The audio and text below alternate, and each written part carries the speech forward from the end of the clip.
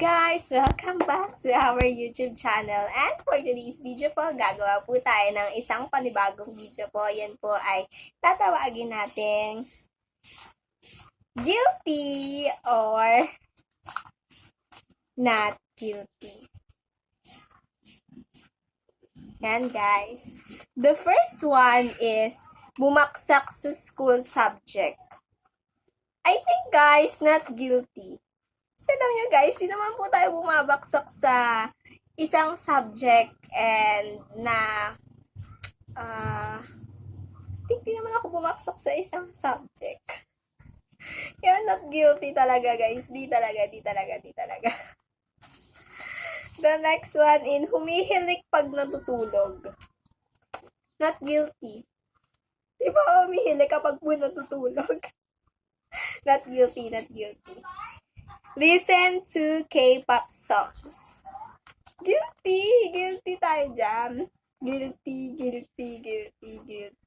Nahiligan ko yan guys nung pandemic na mag-listen ng mga songs na K-pop idols.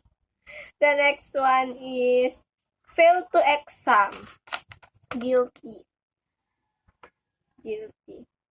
Kasi one time guys, nabaksak po tayo sa isang exam, kaya guilty. Hindi kasi po tayo nag-review nun. Kaya guilty talaga.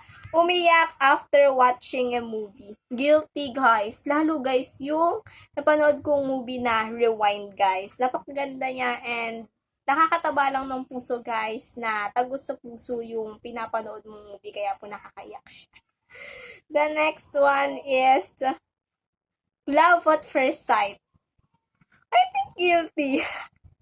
Sa school, sa San Jose, guys. Guilty. Guilty tayo dyan. Nag 1, 2, 3 sa jeep. Not guilty. Hindi ko pa natatry, guys, mag 1, 2, 3 sa jeep. Never pa talaga.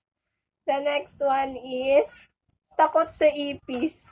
Guilty! Takot talaga po tayo sa ipis, kaya guilty. Kaya natatakutan ko po yung lumilipad na ipis, tsaka hindi. Guilty. Takot sa daga. Guilty, guys. Bakit natatakutan ko? Daga, gagamba, ipis, yan. Guilty. Sang in the shower. I think guilty. Guilty. Love someone shouldn't. Not guilty. Not guilty tayo dyan, guys. The last one is nagkagusto sa iba while in the relationship. Not guilty. Sana po guys, nag-enjoy po kayo sa challenge natin na not guilty and guilty guys, and I hope to see you in my next video. Maraming salamat po sa lahat po ng sumusuporta at sumusubaybay po. Maraming salamat.